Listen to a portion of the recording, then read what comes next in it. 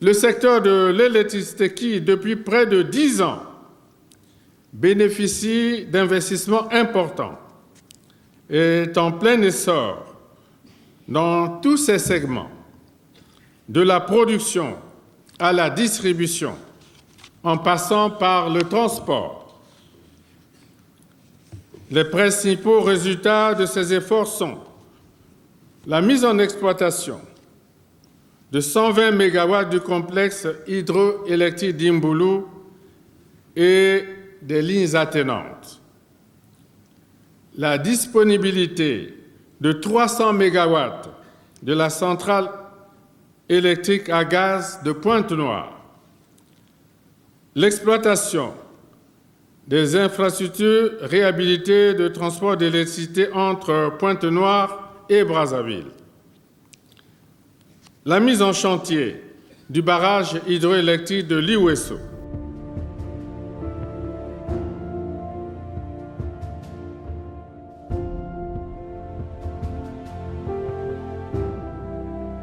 devant les fortes demandes de ses concitoyens et en réponse à l'insuffisance énergétique récurrente dans son pays, un sage panafricain déclarait qu'on ne donne pas ce qu'on ne possède pas. Suivez mon regard. Cette réponse sommaire en apparence, mais riche de contenu, condense à elle seule l'ambition, mieux, le réalisme d'un homme d'État voué à la cause publique, à trouver des solutions, même les plus difficiles, aux desiderata des populations. C'est en cela que depuis plus d'une décennie, la République du Congo consacre d'importants moyens financiers dans la réalisation des infrastructures énergétiques de grande portée. Ce secteur, au cœur des priorités des programmes de gouvernement du président Denis Sassou Nguesso, permet d'offrir un cadre de vie idéal aux populations congolaises. La construction du barrage hydroélectrique de Liwesso en est une preuve de plus. Ce barrage, qui se dresse majestueusement sur les deux rives de la Lingoué, fait partie de cette catégorie d'ouvrages qui intègre inéluctablement la vision du chef de l'État de consolider le boulevard énergétique. Construit en 48 mois, au confluent des départements de la Songa et de la Cuvette, dans le district de Mokeko, à quelques 80 km de la ville de Wesso, au coût de 54 204 397 117 francs CFA, avec un avenant au marché de 10 milliards de francs CFA. Fort de sa puissance installée de 19 MW, le barrage hydroélectrique de Liwesso est l'œuvre de la société China Genzoba Group Company Limited.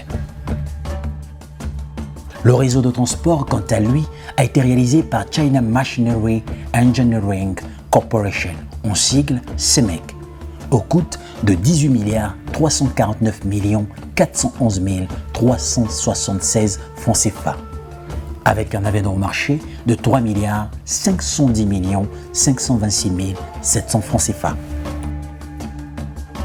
La construction de ce barrage, infrastructure typique dont l'importance se transmettra de génération en génération au même titre que ses aînés Djoué, Mukokulu et Imboulou, peut donner lieu à un historique à la fois complexe et aisé à dérouler.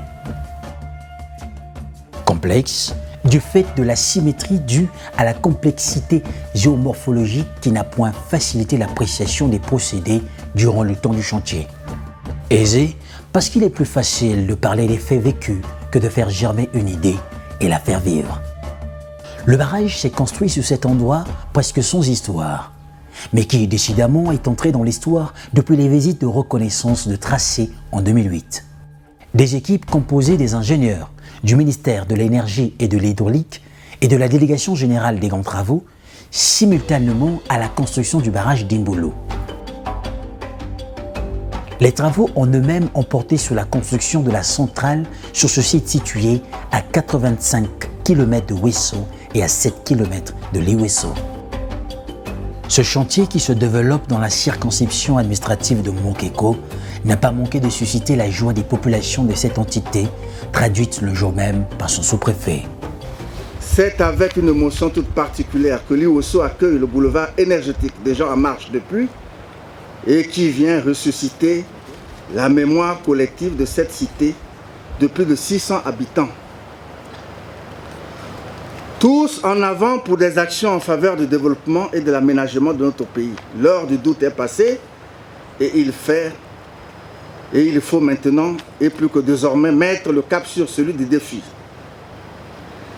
La déferlance des grands travaux se poursuit inexorablement comme une véritable razzia qui n'épargne ni montagne, ni vasière, ni forêt, ni cours d'eau, ni océan, avec ces chantiers qui ne cessent de transfigurer le pays du nord au sud et de l'est à l'ouest. Et nous savons tous que le succès en est complet jusqu'au bout et s'affirme dans les moindres détails. 7 ouvrages permanents ont forgé ce barrage, à savoir, premièrement, un barrage en enrochement avec masse d'étanchéité en béton, dont les caractéristiques sont les suivantes. 44 mètres de hauteur, 375 mètres de longueur, 8 mètres largeur au couronnement, 372 mètres de niveau maximal de la retenue, 109 mètres cubes de volume total de retenue d'eau, 52 mètres cubes de volume d'exploitation. Deuxièmement, un excavateur de crue à déversoir, avec 2 pertuis équipés de vannes, 380 mètres de crête de déversoir, 420 mètres cubes par seconde de capacité totale d'évacuation de crue. Troisièmement, la vidange de fond constituée d'un tunnel avec un pertuis de 110 mètres cubes par seconde. Quatrièmement, la prise d'eau et les conduits d'amener d'eau de l'usine, constitués de 3 ouvrages de prise d'eau, 2 mètres de diamètre de conduite forcée et 168 mètres de longueur moyenne de conduite forcée. Cinquièmement, un bâtiment de l'usine construit en béton armé massif, en rive droite de 33 mètres sur 15. Il abrite 3 groupes turbines alternateurs d'une puissance nominale chacun de 92 MW avec une vitesse de rotation de 300 tours par minute, doté d'un alternateur triphasé de 6 MVA et de différents équipements auxiliaires communs à la centrale, à l'instar des systèmes de courant continu, alternative conditionnement d'air, anti-incendie, protection électrique et mécanique, RO-Wheel, surveillance vidéo, ainsi qu'un pont roulant de 50 tonnes. Sixièmement, la surveillance et le contrôle commande basé sur un système intelligent, communément appelé SCADA, piloté par ordinateur et serveur de dernière génération.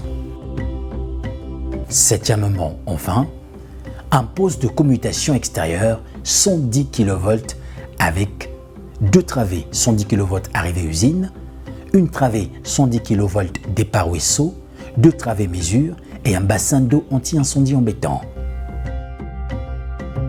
Le personnel d'exploitation, quant à lui, sera logé dans une cité moderne et splendide étendue sur une superficie bâtie de 80 000 m², comprenant entre autres 40 logements d'habitation entièrement équipés, un hôtel de 15 chambres entièrement meublé, un dispensaire équipé, une école équipée en tables, bancs et bureaux, un magasin de pièces de rechange, des espaces verts et réseaux VRD, des aires de jeu, de sport et loisirs.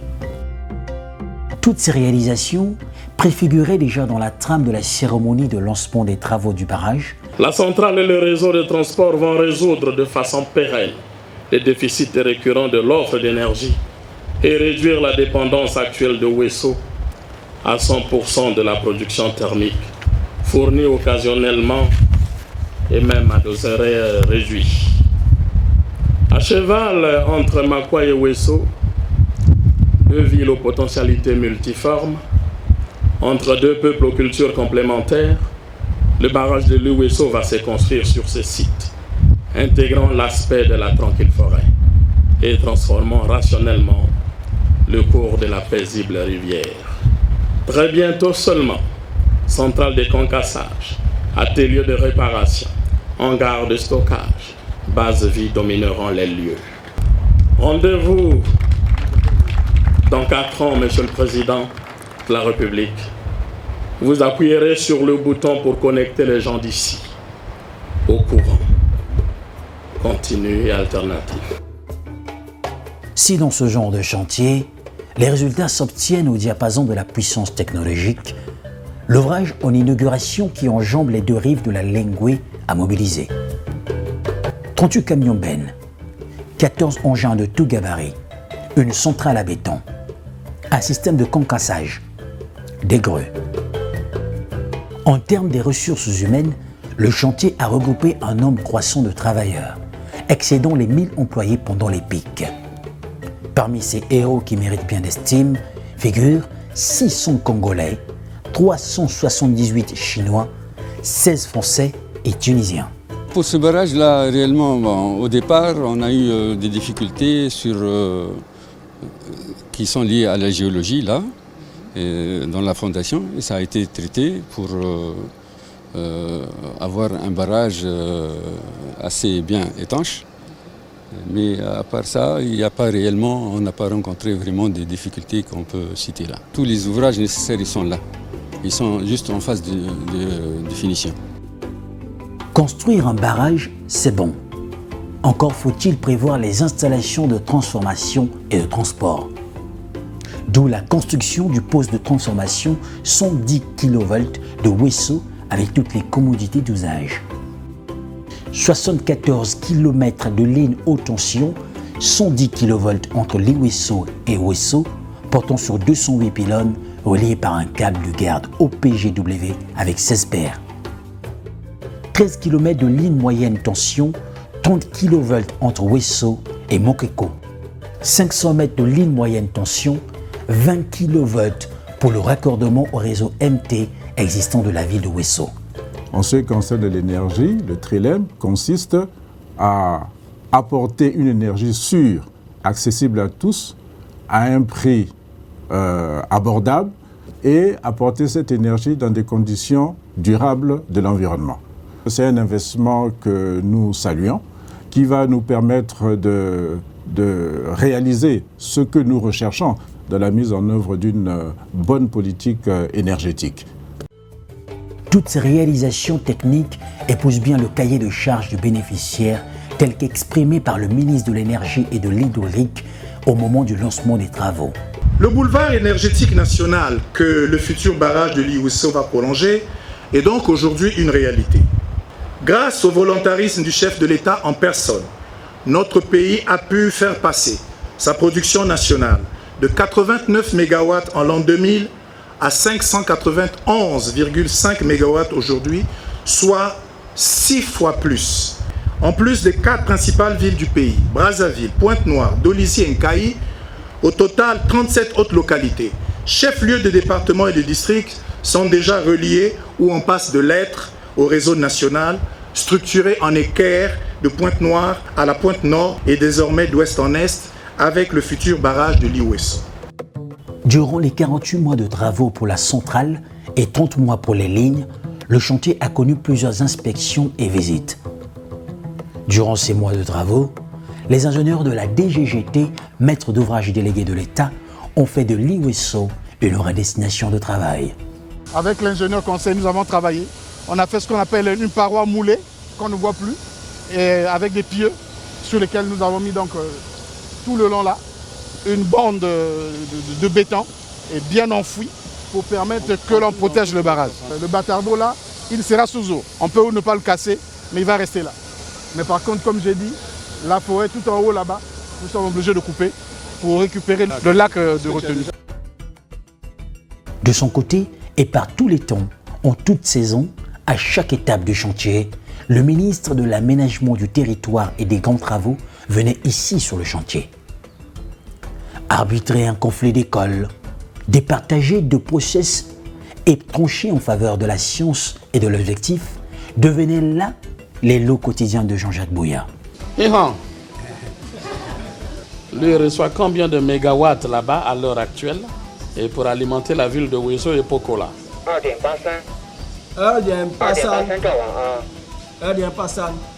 2,900. Voilà, dans la demande de la ville. Ah ben très bien. Dans une période de conjoncture économique assez difficile, de voir un projet qui se développe bien et qui évolue normalement. Effectivement, le premier groupe est en train de subir les essais qui sont concluants, que nous observons. La ville de Ouesso a sa demande d'énergie est aujourd'hui alimentée, Ouesso et Mokeko. On peut être satisfait et on peut dire qu'à mi-parcours, ce projet arrive à terme. Dans la perspective de prendre le pôle des intrants économiques, le Premier ministre a visité le chantier du barrage hydroélectrique de l'Ouesso le 5 mars 2017, soit 11 mois après sa nomination. Et d'apprécier l'ouvrage, précisons qu'à la faveur de ce projet, les portes de la modernité et du développement s'ouvrent aux habitants du département de la Sanga, du fait de ses effets multiformes sur les contraintes socio-économiques. Un petit cours d'eau qui a été traité par les hommes, par la volonté politique du chef de l'État. Donc on vient de construire ici un barrage qui va produire en capacité pleine 19,5 de mégawatts, avec 3 turbines. Les villages que nous avons vus le long de la route seront également alimentés, j'ai compris que dans un mois. Donc la localité de Ouesso et les environs, ils ont désormais l'électricité. Ils ont un grand aéroport international. Ils ont de l'eau navigable. Voilà un département qui, à notre goût, on a amené les infrastructures de base essentielles qui permettraient à cette région finalement de booster toute sa production. Méticuleux, prévoyant et voulant mieux apprécier les faits par lui-même, le président de la République a quant à lui visité le barrage en construction le 13 mai 2015, comme pour s'assurer de la mise en œuvre du boulevard énergétique qu'il prône. Pour le millier d'ouvriers en action, cette visite était effectivement une cure d'encouragement pour doubler d'énergie. Les travaux se réalisent, j'ai tenu à venir ici et constater l'évolution du chantier depuis la cérémonie de la pose de la première pierre. Je suis heureux de voir que les travaux avancent bien. Les constructeurs disent que dans un an, il y aura le barrage construit ici. Et vous avez certainement vu que les lignes de transport d'électricité très haute tension sont déjà en construction et seront prêtes même avant la fin des travaux ici. Et donc, dans un an, on transportera l'électricité à Ouesso, à Pokola, à Ngombe, à Mokeko. Ce sera une réalité. On le sait déjà, au-delà des appréciations officielles, dont l'objectif est de réaliser pour la postérité, le plus grand bénéficiaire, c'est bien le peuple. Le peuple, bien sûr. Le peuple dont l'appréciation est généralement naturelle et sans équivoque, y compris pour cet ouvrage, catalyseur qui porte pour ainsi dire l'éclosion du développement économique de cette partie du pays. Sur ce, je jette beaucoup de fleurs au président de la République. Donc c'est en fait une politique très positive. En tout cas, n'a pas mokonzi, n'a pas merci mingi. N'a pas merci, nzamba pambolaye, abakse su mikolo. Po ete na yebi en dehors na mosala wasala ko sala lisusu ko leka oya sali oyo. Voilà pour l'épopée de ce barrage tant rêvé et dont les études datent de longue nuit. Le chantier a été lancé le 18 mai 2012. L'ouvrage s'est construit en 7 étapes complémentaires suivant les normes et bons procédés. Les diverses autorités l'ont visité et en sont sorties satisfaites. La réception technique a été réalisée le 28 mai 2017 par la Commission nationale de réception des ouvrages finis. Finalement, voici que l'ouvrage, fruit de l'audace, de l'ambition et d'une coopération agissante, qui crache déjà les 19 mégawatts. Ce sont là des faits palpables. Mais l'autre fait, c'est notre capacité d'absorption, notre capacité de prendre des risques, de prendre des initiatives pour rentabiliser cet investissement qui a coûté des fortunes à l'État. Là se trouve le nœud gardien que chacun devrait dénouer.